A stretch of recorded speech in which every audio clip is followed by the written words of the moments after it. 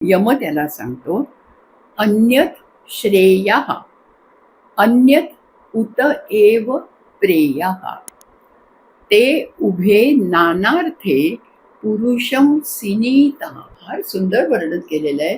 अन्यत् श्रेयः, एक वेगळं आहे, त्याचं नाव आहे श्रेयस. दुसरं वेगळं आहे, त्याचं नाव आहे प्रेयस.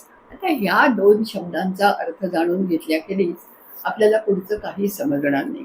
श्री हे विशेषण आहे. श्री म्हणजे सगळं काही चांगलं, हं, समृद्ध असं आपण म्हणूया.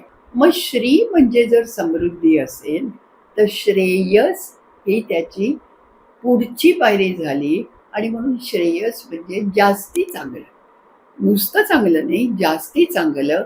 आणि त्याचं सुपरलेटिव्ह काय होत असेल?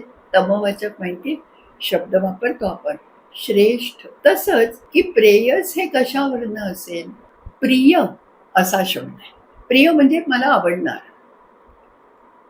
त्याचं तरवाचक प्रेयस आणि त्याचं तमवाचक इथे जसं श्रेष्ठ होतं तसं तिथेही प्रेष्ठ होतं.